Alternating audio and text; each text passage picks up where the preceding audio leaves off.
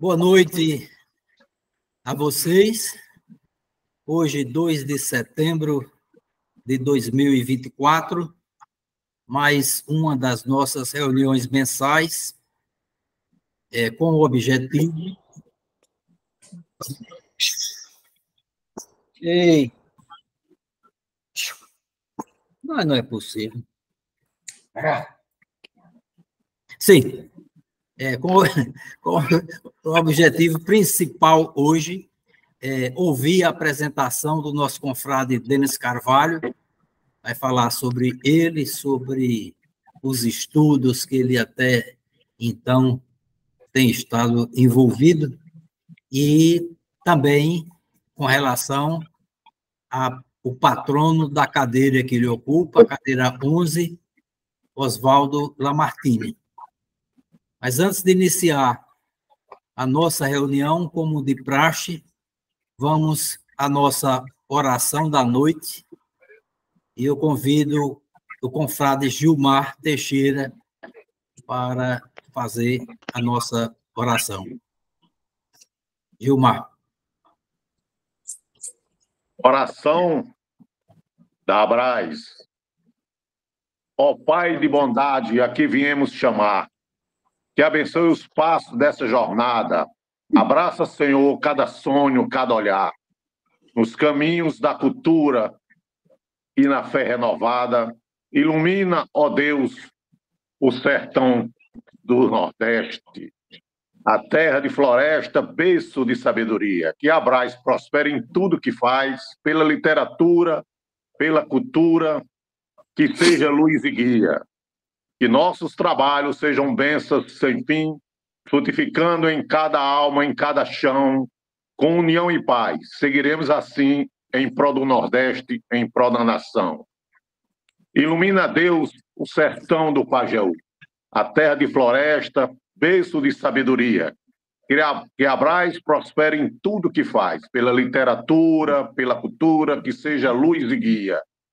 Que cada confrade, cada confreira seja instrumento de amor e inspiração. Nas páginas do tempo, escrevendo a história do nosso sertão com fé e devoção. Ilumina, ó Deus, o sertão do Pajeú, a nossa reunião nesse momento, e que tudo transcorra na paz do Senhor. Amém. Amém. Amém. Maravilha, Gilmar, maravilha. De imediato, nós vamos passar a palavra para o confrade Denis, e eu pediria para que todos desligassem os microfones, de modo a não haver interferência ao longo da exposição. A partir do momento que ele concluir, aí sim nós poderemos abrir os microfones e solicitar a palavra para os mais diversos comentários ou perguntas que se queira fazer ao confrade Denis. Denis, palavra sua. Fique à vontade. Obrigado, presidente. Confreiras e confrades, queridíssimos, uma ótima noite. Eu me chamo Denis Arthur de Barros Carvalho. Sou membro fundador da Academia Brasileira de Letras e Artes do Sertão Nordestino, Abraz, cadeira número 11, cujo patrono é Oswaldo Lamartine de Faria. Uma coisa que eu tenho em comum com o meu patrono é a aversão a falar em público. Eu sempre levei ao pé da letra aquela máxima de fale muito das coisas, pouco das pessoas e nada sobre você. Mas eu vou tentar aqui falar um pouquinho de mim. Eu tenho 35 anos, creio que ainda sou o caçula da Abraz.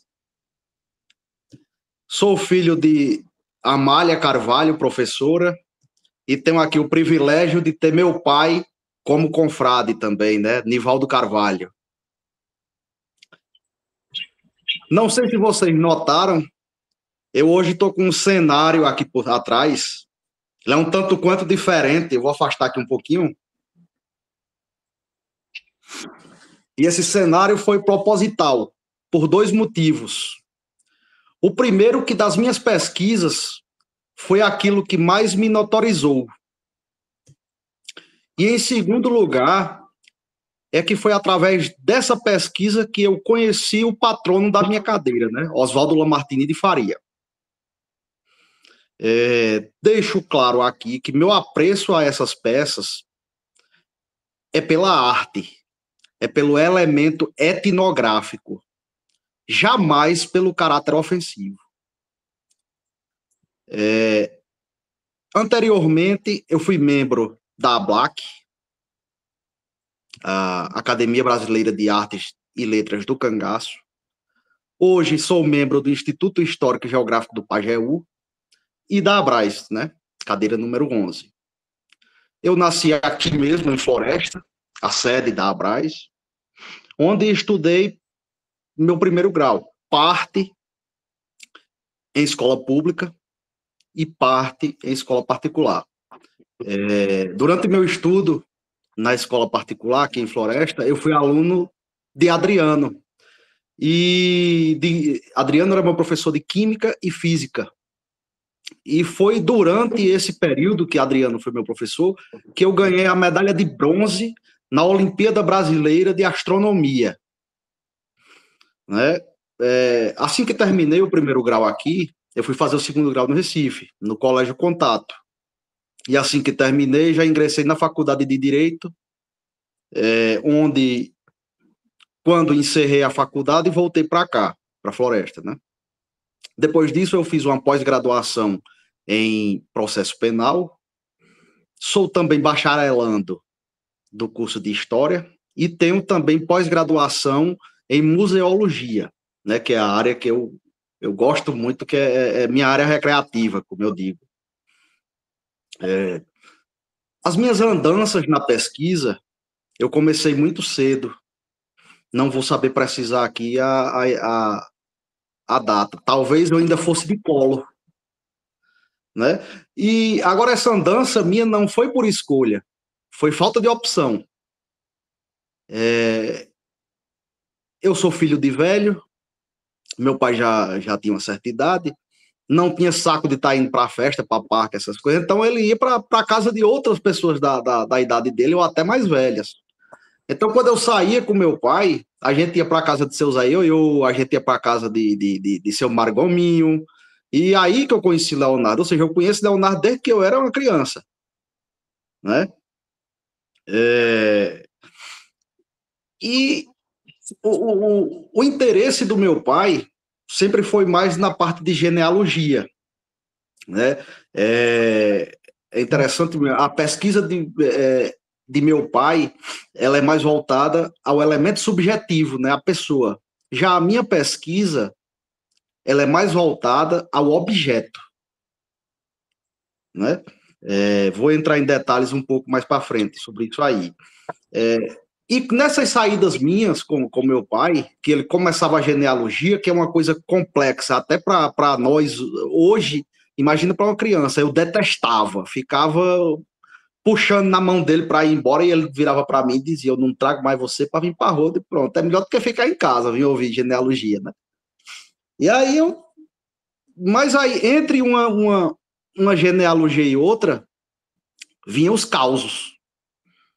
E aí, nesse meio, entrava cangaço, entrava conservação de alimento, entrava histórias do sertão de outrora, e isso me interessava, isso eu gostava. Mas aí, quando começava com aquela coisa de fulano é filho de cicrano, eita, que isso aí era chato, que era danado. Mas me adaptei, né? Me adaptei. Só que assim, eu nunca me interessei apenas pelos fatos. Eu também me interessava pelos objetos que compunham aquela cena, né? Os elementos etnográficos e sua identificação e catalogação. É interessante quando Leonardo foi lançar aquele livro do Manuel Neto, ele pediu que inclusive eu fiz o prefácio, né? Ele pediu que eu lesse, e no primeiro capítulo, que ele faz uma introdução, uma imersão do sujeito, do leitor, no meio em que a obra se passa, eu fiquei encantado com aquilo. E aí, quando eu cheguei na casa dele, ele perguntou: Denis, me diga uma coisa, o que é que você achou daquele primeiro capítulo? Eu fiquei assim, eu digo, não, aquele primeiro capítulo seu é essencial. Aquilo ali, pelo contrário, em vez de tirar, você deveria desenvolver mais ainda esse capítulo aí, porque foi o capítulo que eu mais gostei, né? E nessas minhas pesquisas, o início da minha pesquisa, eu tive como influência meu pai, lógico, né, que foi meu grande professor, e meu primo Mário Carvalho, também foi quem me inseriu na ferrageria, na catalogação de antiguidades, na coleta de antiguidades, né? E foi nessa busca, né, já durante a adolescência, acredito que por volta de 2006, por aí, eu nessa busca pelo conhecimento, né, pela busca da história não contada, a ferro e fogo, que eu conheci o trabalho do Oswaldo Lamartine de Faria. Eu estava numa pesquisa sobre as lâminas, iniciando a coleção das lâminas, e fiquei encantado com o trabalho de Oswaldo Lamartine de Faria. Foi esse livro aqui. Apontamentos sobre a faca de ponta. Claro, na época, era apenas um PDF que eu tinha, né? Esse livro, o Apontamento sobre a Faca de Ponta, essa primeira edição, foram feitas apenas 50 unidades. Elas são numeradas e assinadas. Consegui isso já bastante tempo depois, e faz parte da minha coleção, né? O Oswaldo Lamartine, meu patrono, conhecido como o Príncipe do Sertão, ele foi o filho caçula do governador Juvenal Lamartine de Faria. Ele foi governador pelo Rio Grande do Norte. Ele nasceu em Natal, no ano de 1919, e ele brincava com isso, ele dizia que ele era subejo da seca de 19. 19 teve uma seca que foi terrível aqui no sertão, e foi bastante registrada pelos historiadores, né? E, embora o pai dele fosse bacharel, ele era bacharel em direito, foi magistrado, era político, foi senador, foi governador, como eu disse anteriormente, Oswaldo era bem tímido, né, e tinha aversão à política e também a falar em público. Ele não seguiu a carreira do pai, ele formou-se em técnico agrícola em Minas Gerais, depois foi morar no Rio de Janeiro, e em 1955 ele ingressa no Banco do Nordeste. E fica morando lá no Rio de Janeiro, onde confecciona seu primeiro livro sobre o sertão, e ao todo ele publicou 21 livros, relatando o sertão como ele é, com seu irrevogável linguajar sertanejo, sem aquele pedantismo erudito, né? E, embora já existissem obras nesse sentido, né, como conhecemos obras de Gustavo Barroso, de Câmara Cascudo, o Oswaldo Lamartine ele foi além daquilo que já havia escrito, né? Ele trouxe uma visão mais técnica. Essa tecnicidade do Oswaldo Lamartine é o que me encanta, é o que permite a gente fazer um catálogo, um elenco, né? Era uma visão mais sistemática daqueles elementos etnográficos. Tanto que ele é chamado também de o intérprete do sertão. E com essa visão, ele passa a registrar elementos como a caça, a pecuária, o linguajar, a ferrageria, armas, o encouramento dos vaqueiros E uma coisa muito engraçada, ele não poderia deixar de registrar as puias, famosas puias, né?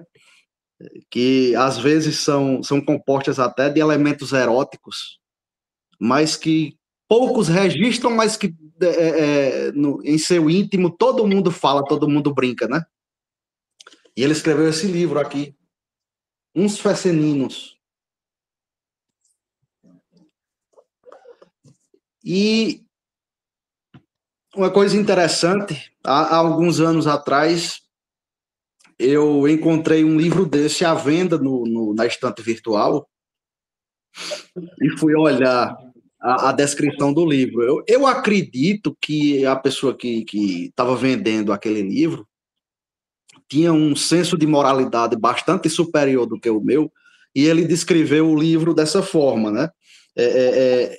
Era xingando de tudo quanto era o nome, era excremento, etc., e terminava o texto dizendo: como é que alguém compra uma abjeção dessa?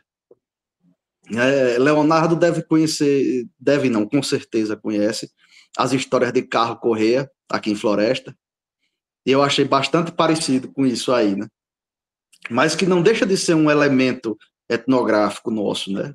É necessário fazer esse registro também.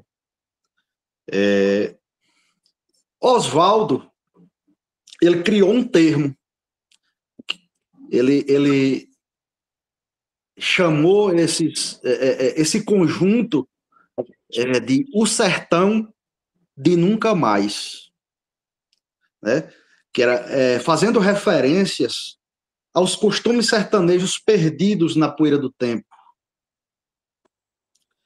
Ele, já bastante idoso, ele foi convidado a participar da Academia Norte-Rio-Grandense de Letras e recusou por diversas vezes. Até que pediram para alguém mais íntimo dele fazer esse convite. E ele aceitou, contanto que fosse feito num dia do Jogo do Brasil, para que ninguém fosse para a posse dele, porque ele tinha pavor a falar em público, né? E os discursos dele de posse era sempre no sentido de que ele não era merecedor, era uma pessoa muito simples, muito não gostava dos louros, né? Apesar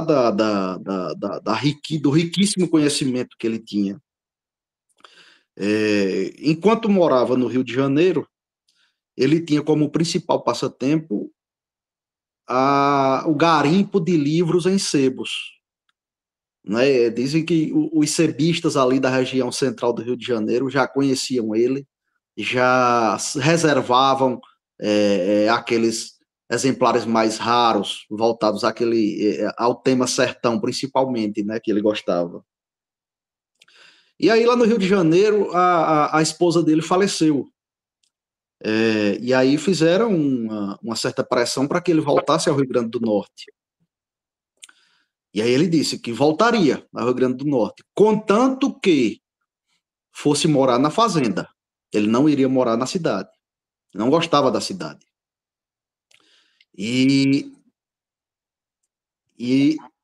com isso ele veio ao Rio Grande do Norte, pegou uma parte da fazenda do pai e montou uma fazenda cenográfica para ele, né? Era chamada de Fazenda Cauã. Eram, salvo engano, 400 hectares de terra, que ele fez uma casa grande, fez 2 casas para morador, plantou lá algumas coisas, mas era uma fazenda que não gerava renda, né? Era uma coisa que ele gastava para morar ali. Era uma coisa cenográfica, realmente. Em 2005, e também foi difícil que ele fosse receber essa comenda, ele foi agraciado com o título de doutor honoris causa pela Universidade Federal do Rio Grande do Norte. Né? E ele é muito reverenciado por autores como Ariano Suassuna, Câmara Cascudo, Gilberto Freire, Raquel de Queiroz. Esta última o consultou para a formulação do seu livro Memorial de Maria Moura, e ela, sobre o Oswaldo Lamartine, ela disse o seguinte: acho que no Brasil ninguém entende mais de sertão e de Nordeste do que Oswaldo Lamartine. Ele viveu na fazenda Cauã até quase o fim de sua vida, né? E aí ele adoeceu, teve um câncer na cabeça, e aí entrou em depressão também, teve que fazer tratamento, vivia mais tempo em Natal.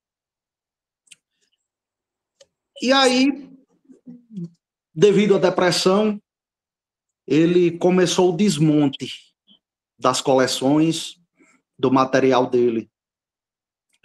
Inclusive, ele chegou a dar um rifle de um cabra de Antônio Silvino ao Frederico Pernambucano de Melo. Está na coleção dele. Deu muita coisa a Pérola Martini, que era primo dele. E ia vendo material, livros para escolas, para fundações. Terminou que, depois que acabou tudo, ele vendeu a fazenda Cauã e foi morar num flat no Rio Grande do Norte, aliás, em Natal. E aí, no dia 28 de março de 2007, Oswaldo Lamartine se despede com um tiro no peito, né? Ele cometeu suicídio. E semana passada, um amigo dele, o escritor João da Mata Costa,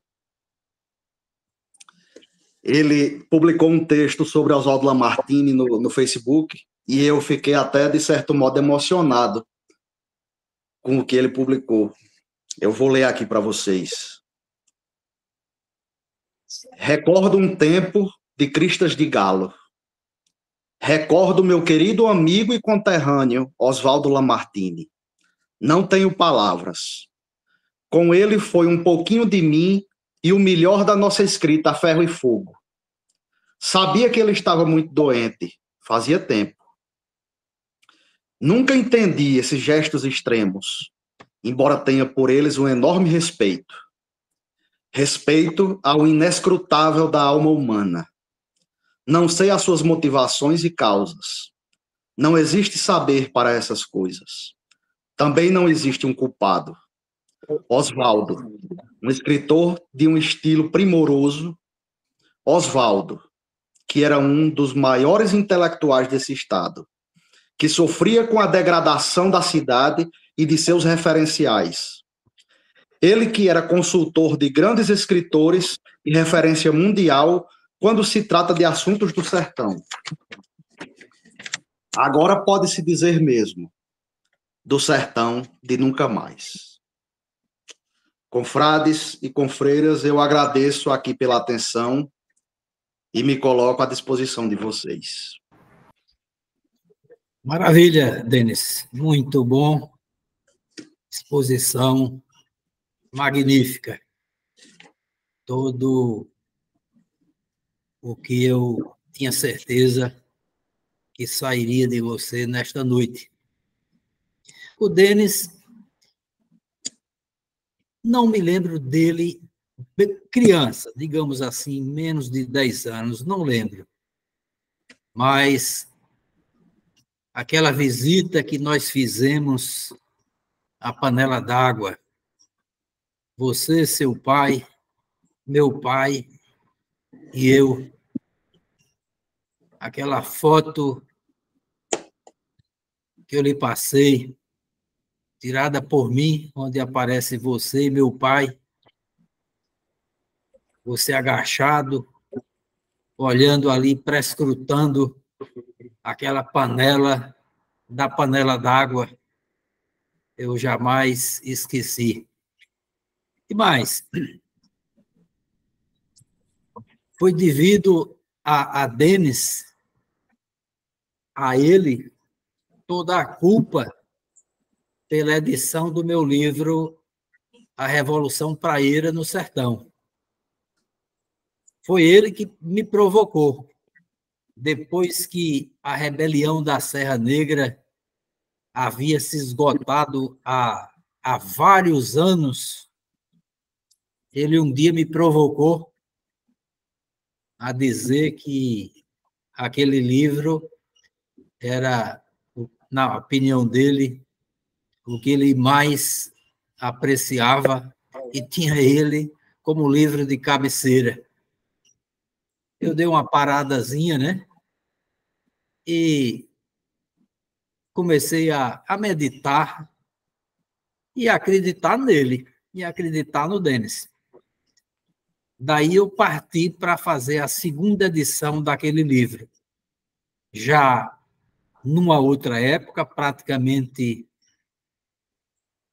mais de cerca de 25 anos depois da primeira edição, num novo tempo, um tempo já, como há pouco tempo falou o Júnior, da facilidade de acesso a jornais através da hemeroteca da Biblioteca Nacional, e aquele livro de cerca de 180 páginas, A Rebelião da Serra Negra, gerou, com as novas pesquisas, com a nova facilidade de se encontrar informações sobre os episódios da Revolução Praieira, deu como fruto o livro que hoje eu reputo, em termos de história do sertão, como realmente o meu maior trabalho, como história do sertão, não simplesmente ligado apenas ao município de Floresta da minha terra. Então, Denis, hoje eu não tinha dúvida nenhuma que a sua experiência nesses poucos anos que você tem seria extraordinariamente passada essa sua experiência para todos nós. Obrigado, Leomar. Fica a palavra em aberto. Adriano. Boa noite a todos mais uma vez. Parabenizar aí a Denis. Eu sempre digo, Denis é um primo, eu tenho como irmão. Se ele me o tem da mesma forma, eu não sei. Mas é uma das pessoas que eu conheci Denis muito antes, talvez, dele ter noção de pessoa. Porque uma das primeiras pessoas que eu conheci em Floresta, em 1990, em Floresta não, em Recife, em 1994, foi o avô dele, ao qual eu acho ele muito espelhado também em relação ao avô dele, que participou da Segunda Guerra Mundial, Cicinano. Então, tem coisas que marcam a gente, como ele tão bem pontuou, a questão da medalha de astronomia, que ele brilhantemente ganhou. Nessa época, eu lecionava no Pequeno Aprendiz, ele fazia o 9º ano, e eu digo que eu tive a honra de tê-lo como aluno, não só ele, como a sua irmã Ariadne, mas alunos de uma conduta, de uma respeitabilidade como professor, de uma educação oriunda dos pais deles, dos meus primos. Eu estou aqui, eu me arrepio, porque eu tenho muito amor à família. Ele citou aí a questão do Lamartine, que eu não sabia, em relação ao suicídio, que a gente perdeu há poucos dias um primo, que eu estive com ele em Santa Maria da Boa Vista, e ele disse, primo, ano que vem nós vamos estar aqui. E nós vamos mesmo. Eu já disse aos meninos de São José do Belmonte, que em dezembro eu estarei lá em Santa Maria, e com a memória, com o pensamento nele. E para você ter ideia, Denis, ele dormiu lá na casa de Antônio de Gesso, junto comigo e mais 2 primos. Dormiu lá, aproveitou a festa, o Márcio me disse, nós vamos estar aqui com os bacamartes. E essa mensagem que você deixou aí em relação ao suicídio da Mata, que eu conheço bem, você sabe que ele já participou, não sei nem se está no grupo ainda, Livros do Cangaço, mas nós conhecemos ele dos Cariri Cangaço. É professor, que nem eu, é uma pessoa de grande conhecimento, eu acho que alguns aí conhecem, Francisco da Mata, que ele de vez em quando está nos Cariri Cangaço, e realmente é uma mensagem que eu quero até buscar e me aprofundar nisso. Porque lá cá a gente perde pessoas queridas em relação infelizmente, ao suicídio. Então, tudo isso, ele me removeu aqui a emoções, onde eu lembrei do avô dele, que eu ouvi deitado numa rede, um tipão de homem, que lembrou muito também de Adalto. E estava ele lá, no Recife, e naquele momento eu conheci Punina, Bené, Nandeiro, e a outra, que eu acho que é policial, não me lembro o nome dela, e que conheci Quixi, os filhos de Quixi, e aquilo me impactou. Inclusive, eu fui com Maristela, que ela se encontra hoje em Belmonte. Então, eu tive essa aproximação com o Denis já através de seus tios. E quando eu vou para a floresta, eu conheço a Malha, que eu dizia, parece muito com minha mãe. Parece, os cabelos grisalhos, lisos. E eu me espelhei muito nela. Foi minha colega de trabalho. E aí, eu tinha aquela mania de, quando chegar à floresta, ir nas casas dos parentes. E eu não deixava de ir na casa de Nivaldo. E eu me encantava com a cabeça de Nivaldo, com aquela coisa de puxar antepassados de uma forma, numa matemática incrível. Porque não é fácil genealogia. Então, a gente hoje tem o orgulho, o prazer de dizer, nós temos um dos melhores genealogistas do Brasil nesse grupo, nessa academia. Nós temos aí Nivaldo Carvalho, Wildo Rosa e Ioni Sampaio.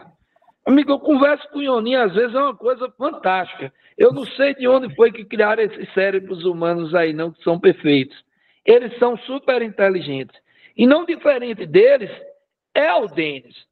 Só que o Denis, o mundo vai e volta, a gente se encontra, que eu sou dessa linha kardecista, espírita, eu acho que nós temos muito ainda a contribuir através da Abraz, com a cultura e com a história de floresta, nós três, nós quatro, digamos, né, porque tem Leonardo também. E essa tríade, que a gente já passou-se a conhecer na Black, até o Denis pensou na Black, ele até falou Academia Brasileira de Artes do Sertão Nordestino, mas é a Academia Brasileira de Estudos do Sertão Nordestino. A Black, é muita sigla. A Black, nós temos o respeito pela Black, eu continuo com o mesmo respeito pela instituição, e primo por ela e que ela cresça.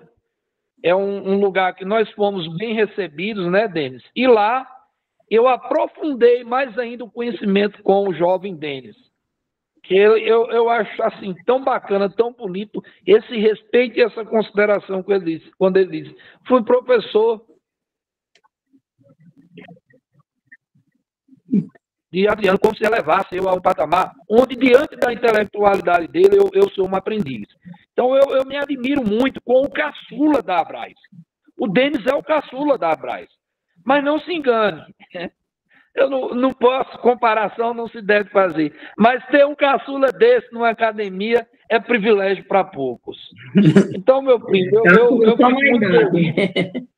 Nós somos bibliófilos, nós somos amantes do conhecimento, tivemos o prazer de fazer uma bela coletânea, tivemos o prazer de criar esta academia, que eu acho que se não fosse você e o Leonardo, essa tríade, de vez em quando, com você eu quase não brigo, eu acho que é uma vez ou duas na vida. O Leonardo eu pego o pau direto aí. Mas é um cara que eu tenho um respeito danado. Leonardo, você sabe disso.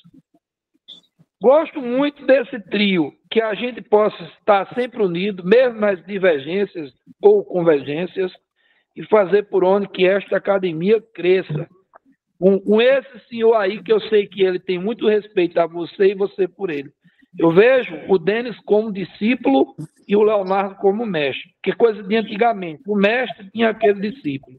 O pai É uma foi satisfação. o pai foi um mestre para o Denis. Eu acredito que o Leonardo continuará sendo esse, é óbvio, uma satisfação enorme. Leonardo é um baluarte aí, uma pessoa que eu vim conhecer depois, mas foi muito prazeroso, mesmo sendo depois, a gente hoje interagiu. Tivemos momentos importantes na Black e hoje estamos aí juntos e unidos em pró de uma academia firme e forte. Fico muito feliz. Nós somos uma academia firme e forte porque temos um belo secretário, temos um excelente presidente que tem dado encaminhamento para que a gente cresça e continue crescendo. Então, falar de você, Denis, é difícil, porque é muito emotivo, tenho muito amor, não só pela família, você sabe disso, mas pela sua mãe, que foi minha colega, prima da minha mãe, Nivaldo, que é primo também, e você, como irmão, como filho, é uma pessoa que a gente se preocupa. Eu me preocupo, tá aí, Leonardo sabe bem disso, e o Nivaldo é uma pessoa, como você disse, gosto muito das colocações de Nivaldo, né, em relação principalmente aí à Floresta do Navio, né? Essa simplicidade, essa forma direta que ele tem de se pôr, de se colocar, às vezes até de forma cômica, mas aí a gente tem a honra de tê-los aqui conosco. Parabéns por você ser esse menino tão especial, um homem também, um menino, mas é um homem, um intelectual que abrilhanta mais ainda esta casa. E ao Oswaldo Lamartine, como disse na última reunião, quem foi, meu Deus, que ele disse, sem ler Oswaldo Lamartine, a gente não conhece o Nordeste. Foi um dos nossos confrades que citou, que ele disse que para conhecer o Nordeste, para conhecer o sertão, aliás, tem que ler Oswaldo Lamartine. Então, parabéns, Denis. Foi o Gutenberg. Que Deus lhe abençoe e dê muita saúde e prosperidade para que a gente possa aproveitar da sua intelectualidade. Forte abraço. Obrigado, Adriano. Você sabe que é recíproco, né? Foi o Gutenberg, Adriano. O Gutenberg é que disse isso na última reunião em que ele fez a apresentação. Ô Denis, a reunião está gravada, está sendo gravada, e você disse uma coisa, além dessa que o Adriano corrigiu sobre a Academia de Letras do Sertão Nordestino, mas está devidamente explicado, e o improviso é coisa complicada. Mas só para, digamos assim, deixar gravado, me parece que você quis se referir não a Carlos Correia, mas sim a Cláudio Correia. Cláudio Correia, isso. Porque Cláudio é uma figura realmente espetacular, e para você conversar com ele, você entra no dia, entra na noite. Tem uma história que diz, só para resumir a história, contar uma historinha dele aqui, diz que ele estava vendendo, estava atendendo, né? E uma pessoa chegou e foi lá no freezer, pegou um pertence de galinha e foi passar no caixa. Aí disse que enquanto ele estava passando, ele, dono do estabelecimento, né? Disse que ele virou para a pessoa e disse: como é que uma pessoa compra uma bosta dessa? Mas é uma figura realmente bruta. Tem outra que eu não sei se você sabe deles. Ele já está beirando os 80, se não chegou lá. Mas ele era um camarada que entrava na Caatinga a pé, atrás de um bode, e pegava na carreira. E muitas vezes descalço.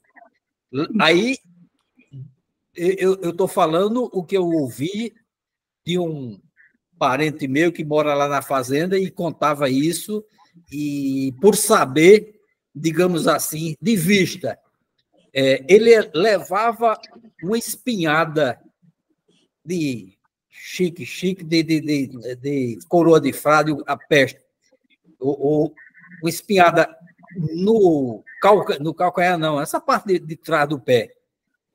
E ele não parava, não. Ele esfregava o pé no chão, quebrava o espinho dentro, mas não deixava o bode fugir. Era uma figura realmente diferenciada. Era e é. André, com você. Antes de tudo, eu quero pedir desculpa pelo meu atraso. Eu estava em Aracaju esse final de semana e cheguei agora. Mas eu quero parabenizar o nosso irmão Caçula. Eu quero agradecer muito a Deus por sua sabedoria, por sua inteligência, por sua capacidade. E, ao mesmo tempo, falar também, concordar com você sobre figuras que passam por essa terra e deixam luz, né? Que deixam luz. Mas, ao mesmo tempo, eu queria trazer uma observação. Eu não sei com quantos anos morreu aí o seu patrono, mas eu queria lembrar que é uma coisa muito interessante, que é muito mais do que filosófica, é uma questão de saúde. O suicídio é algo muito sério, é muito mais do que qualquer perspectiva, como as pessoas querem buscar muito mais em respostas filosóficas, mas é de saúde mental. Temos aqui o nosso doutor Leandro, que é médico, né, e conhece bem isso, e lembrar que esse mês de setembro é o mês onde se trabalha muito a questão da prevenção ao suicídio, é o chamado mês de Setembro Amarelo, onde a gente está fazendo prevenções, palestras de prevenções e alerta quanto a isso. Não sei se porque está com um problema aqui na minha internet, né? Se vocês ouviram, né? Estamos ouvindo.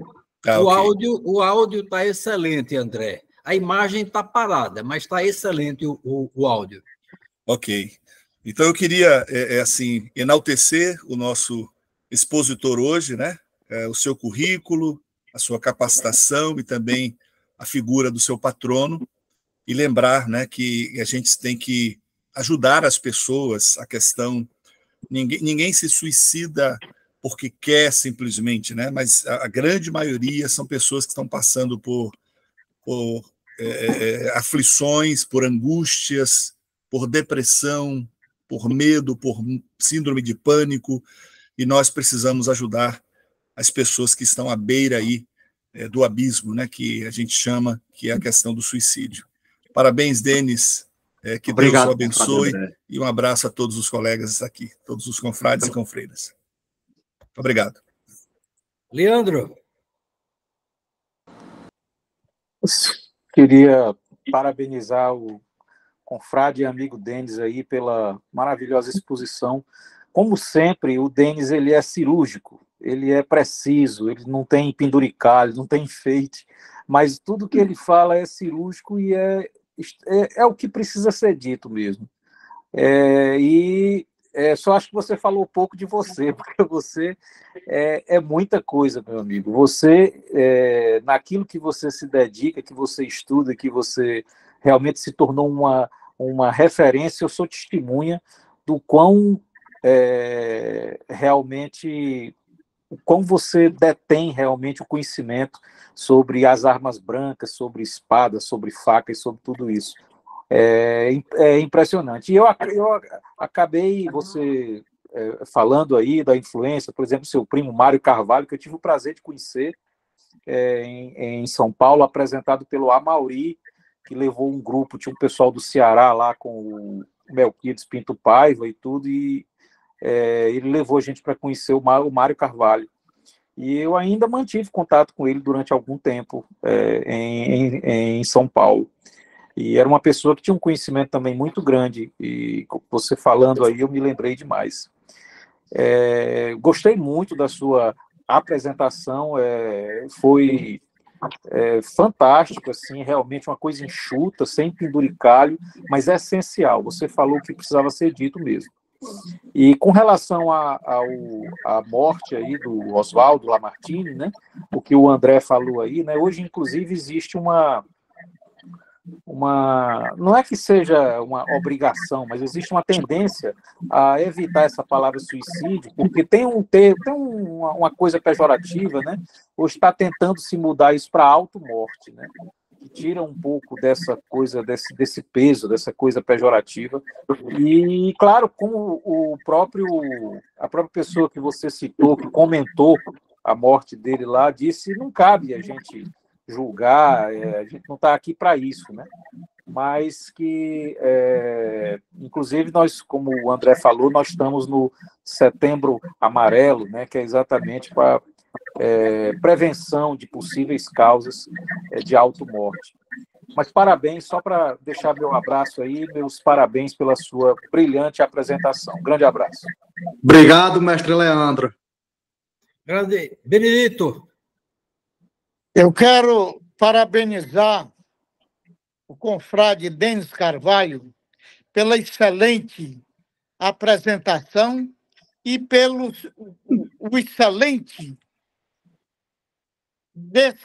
pela excelente descrição sobre Oswaldo Lamartine. No final da vida de Oswaldo Lamartine, eu tive o privilégio de ser seu amigo íntimo. Nós tínhamos um amigo em comum, que era o Jerônimo Vantan Rosado Maia, lá de Mossoró, que eu considero o principal amigo de Oswaldo. Durante longos anos, eles foram colegas em Minas Gerais.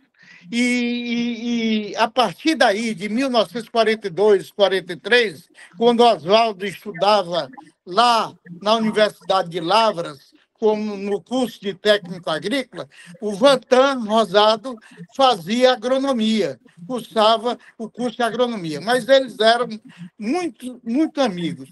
Então, através de Vantan, eu passei a ser amigo íntimo de Oswaldo no final da vida dele. Ele morando num flat, depois de ter sido cirurgiado, feito uma cirurgia na cabeça para tirar um tumor, ele ficou sem deglutir.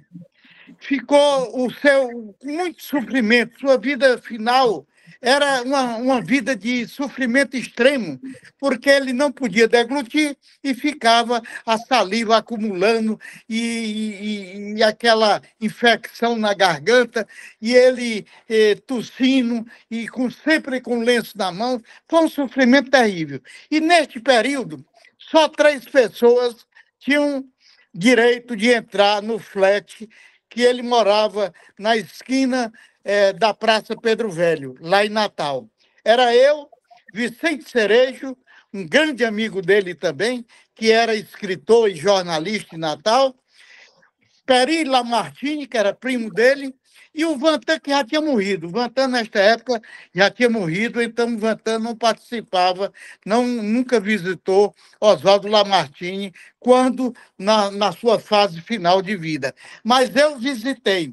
Eu morava em Natal, eu era superintendente federal do Ministério da Agricultura no Rio Grande do Norte, residia em Natal, e quase que de 5 em 5 dias eu fazia uma visita a Oswaldo, porque ele não permitia outras pessoas assistirem aquele sofrimento que ele tinha, aquela quantidade de secreção enorme, viu? Ele não se controlava, não deglutia, e aquilo dali era um sofrimento grande, porque ele não queria que ninguém visse. E até ele dizia: Benedito, vira o rosto, porque ele não queria jogar aquela secreção na frente de ninguém, né? Então, era só um complemento que eu queria fazer. Oswaldo Lamartine, na realidade, eu assisti quando ele recebeu o título de doutor honoris causa, lá na Universidade Federal de Natal, e pertenço também à Academia Norte-Rio-Grandense de Letras, que ele foi muito bem recebido e em conformidade com como que o Denis falou. Quer dizer, eu pertenço à Academia Norte-Rio-Grandense de Letras, que foi a mesma que convidou Oswaldo Lamartine para pertencer ao seu quadro. Era só isso que eu queria complementar. Obrigado, professor Benedito.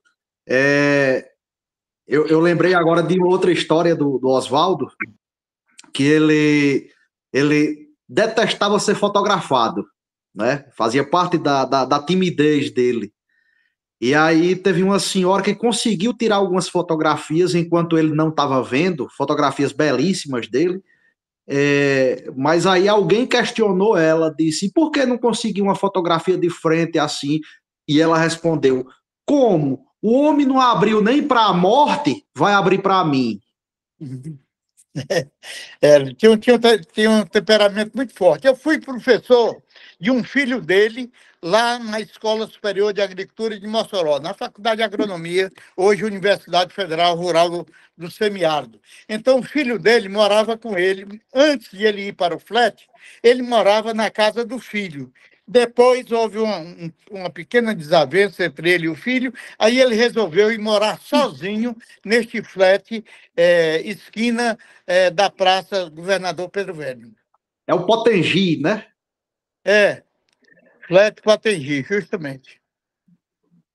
É difícil Potengi, parece.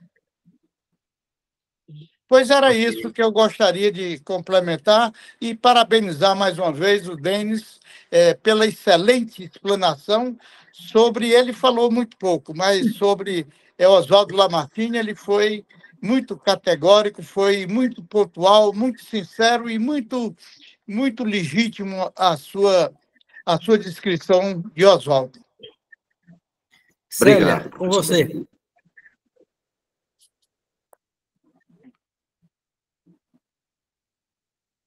Célia, o som.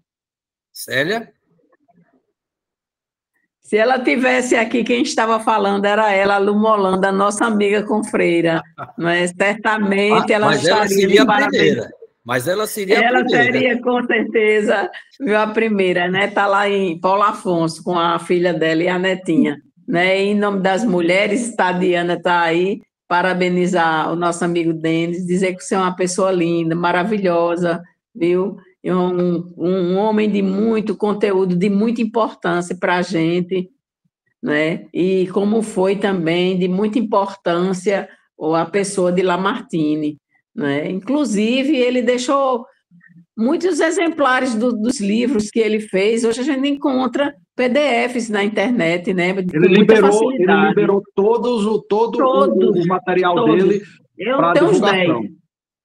Pois é, está muito... Quando uma coisa também que poucas pessoas sabem é que ele era muito voltada a ajudas sociais, né? Quando ele publicava um livro, ele já separava uma quantidade para as bibliotecas das escolas. Ele não era rico, né? Ele era funcionário do Banco do Nordeste. Mas mesmo assim, ele todo mês tirava um valor, colocava num cheque nominal e entregava para uma igreja. E ele pedia a quem recebesse que não colocasse o nome dele na prestação de contas, e que, se pudesse, não colocasse nem o valor na prestação de contas, que ele não queria, não. Que homem lindo, maravilhoso. Pois Jesus lhe abençoe. Obrigado. Esteja com a gente sempre, porque é de muita importância a sua pessoa no nosso meio, nos enche de alegria. Viu? Denis. Maravilha, maravilha, Célia. Eu vou pular você, Nivaldo. Diana.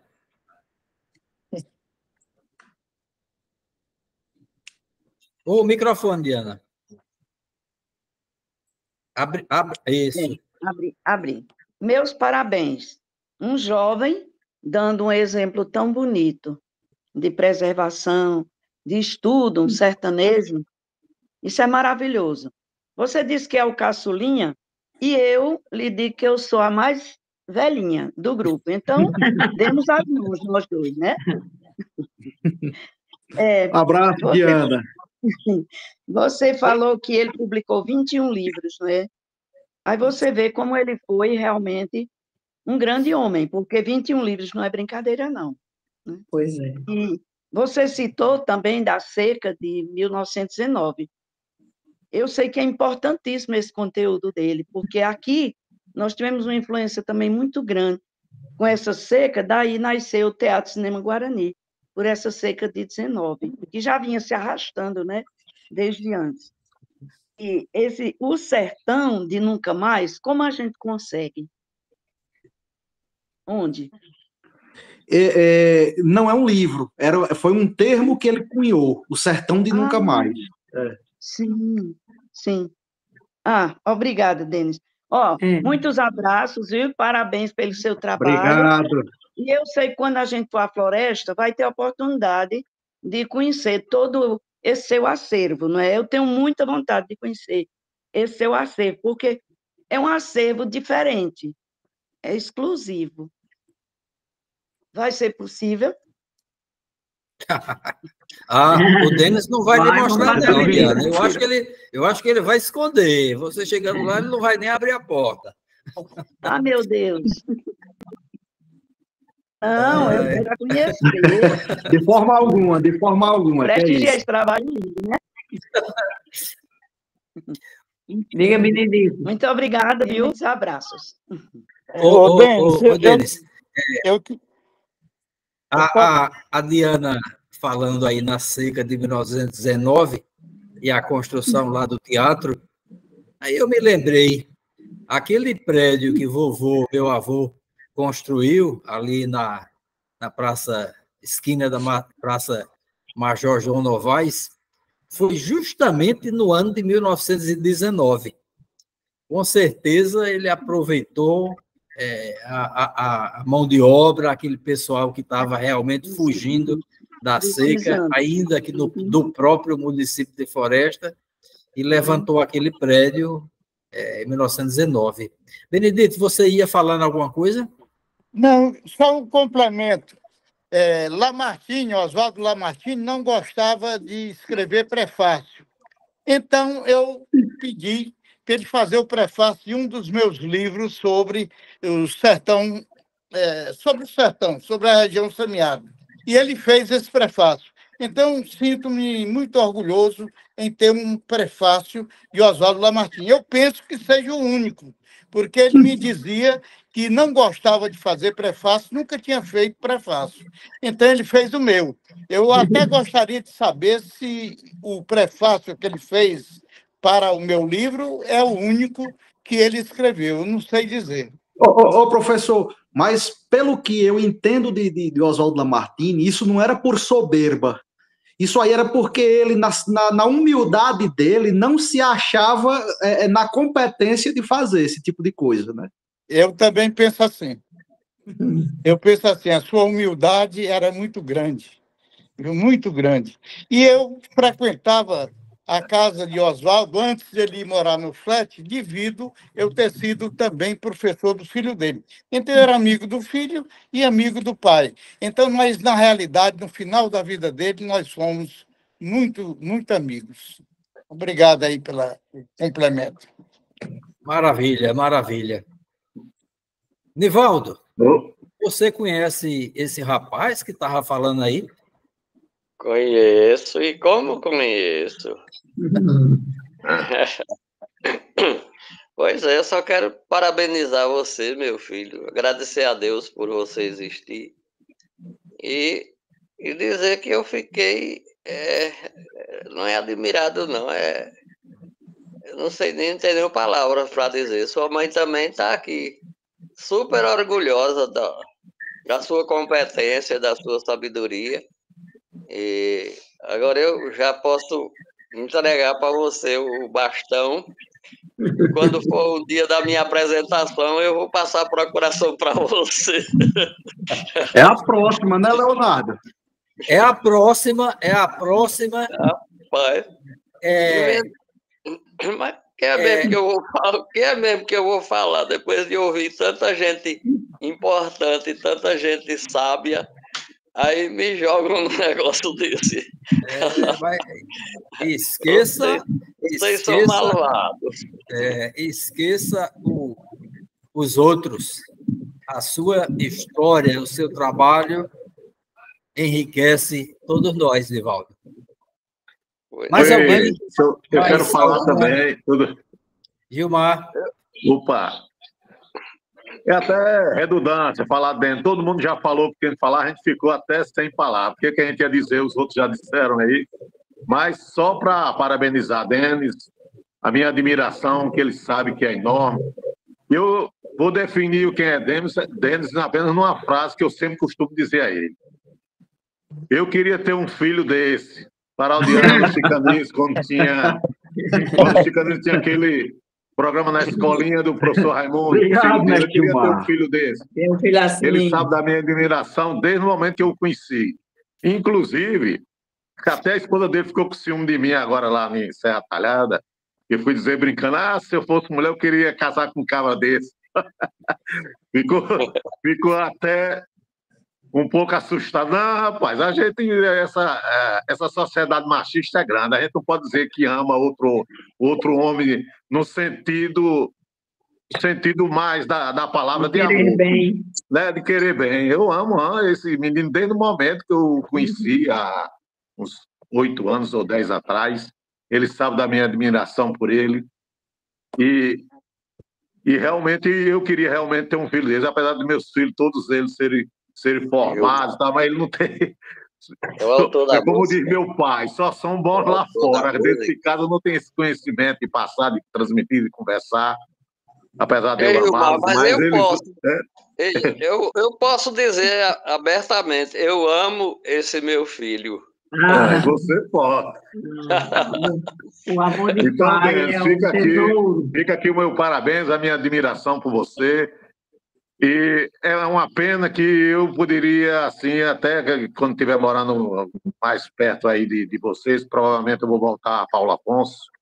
Só está faltando 2 anos para me aposentar e eu quero estar aí perto, quero estar perto de vocês. E acredite se quiser, eu me apaixonei por Floresta e aquela brincadeira que eu faço com você, procura uma casa para mim nessa praça, é verdadeira, viu?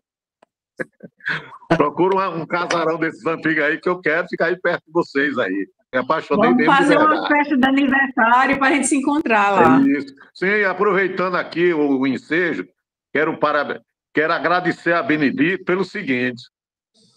Eu sempre fui fã de uma figura de Mossoró, mas como eu não sabia falar o nome dele, que era em francês, só dizer o Rosado lá de Mossoró, e ninguém me ajudava a dizer o nome do cara. Passei a vida toda chamando de Vinho. Ele agora me falou que o nome do cara é Vantão. Olha, agora eu já posso falar o nome do cara. Obrigado, viu? Eu confesso que eu também conhecia por 21. Aí. Mas agora aprendi hoje, depois de mais de 30 anos, querendo saber o nome desse homem, sem poder falar em público. Porque francês é uma língua complicada, retada, né? Valeu, um abraço a todos. Um abraço. Lindenberg. O microfone, Lindenberg. Microfone. Na verdade, realmente tudo que poderia ter sido dito em relação ao Denis foi dito em gotículas, porque realmente a gente tem muito mais a dizer sobre a qualidade intelectual do nosso confrade, né? Não só a qualidade intelectual, mas também como a personalidade. Eu tive aqui o privilégio de conhecer o Denis no Cariri Cangaço, Serra Talhada, se eu não me engano, em 2022, e ao me aproximar dele, que eu já o conheci ele por nome, através das redes sociais, etc., eu senti assim, como se eu fosse um irmão dele, pela forma como ele aceitou a conversa, como ele aceitou o diálogo, como ele aceitou a aproximação. Então, Denis, realmente, você está de parabéns, e a academia também está de parabéns por tê-lo como um dos membros, e certamente você, como um dos mais jovens, o mais jovem da academia, certamente vai dar muita força e vai levar muito adiante essa academia pela sua intelectualidade, pela sua simplicidade, pela sua integridade, pela sua dedicação, porque realmente os trabalhos que a gente observa, a forma que você escreve, a forma que você se expressa, realmente é contagiante de forma positiva. Então, agradeço, estou muito feliz em fazer parte da Abraz, estou muito feliz em tê-lo como confrade. Obrigado, confrade Lindenberg. Mais alguém quer usar da palavra?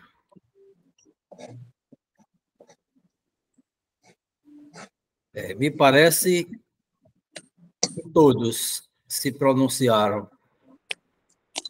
De maneira que eu volto a palavra para o Denis para a gente fazer o encaminhamento do encerramento dessa nossa reunião de hoje. Denis, com você.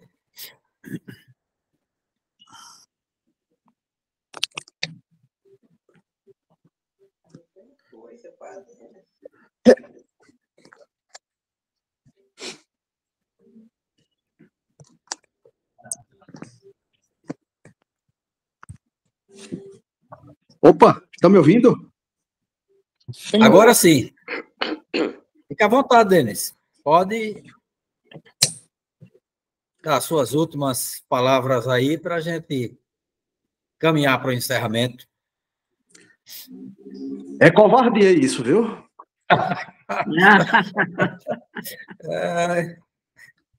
Deixa eu terminar de engolir aqui para falar.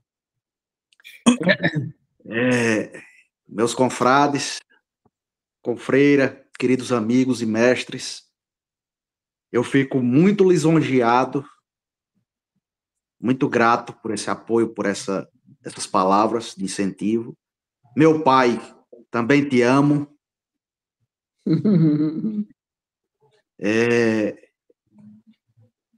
E depois dessas palavras, né, o que hoje era para ser uma apresentação, e eu estou achando que já se tornou, foi uma homenagem.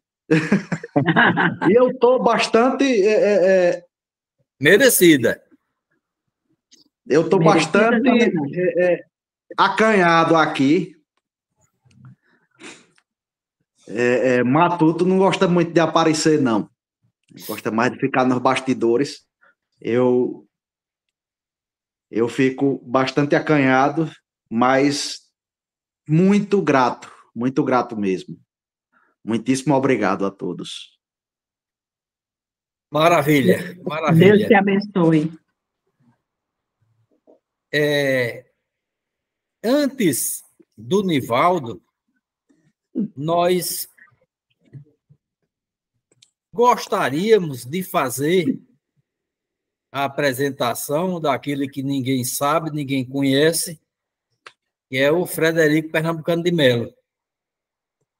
Mas ele tem tido algumas dificuldades, algumas não. Ele tem sempre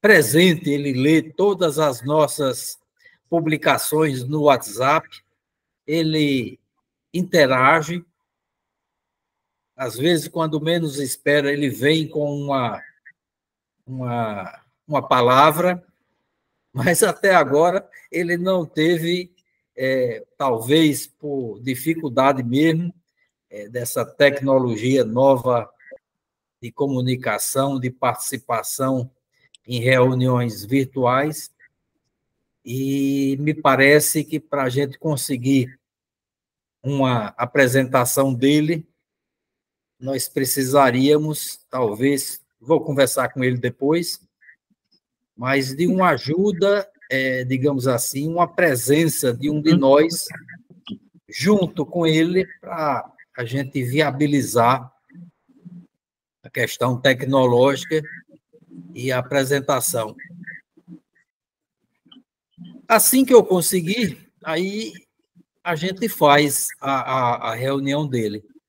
Mas até lá, Nivaldo, aí está mantida a sua. A próxima que a gente vai fazer, a próxima que eu digo assim, primeira segunda-feira ou outra data que a gente venha a convencionar, do mês de outubro.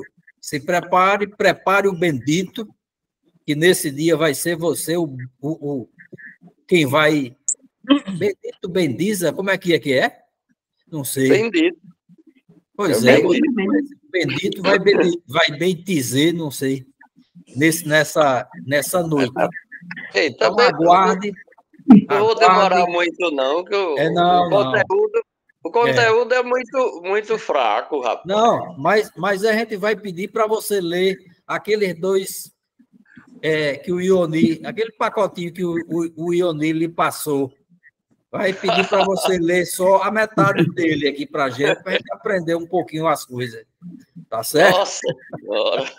Você vai ficar à vontade para conversar sobre a sua história, como é que você iniciou os seus estudos de genealogia, o que é que lhe levou a isso aí, quando começou, dificuldade, a toda a sua história.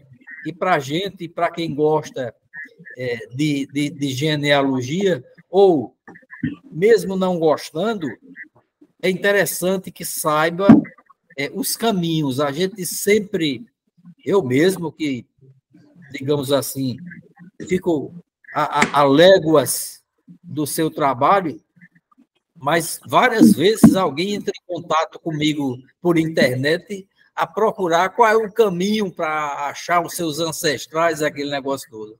E você tem muito a contribuir e a dizer do seu trabalho, da sua experiência. Aguarde, aguarde. Sua vez vai chegar logo, logo. É a famosa cultura inútil. Não, é um passatempo que vicia.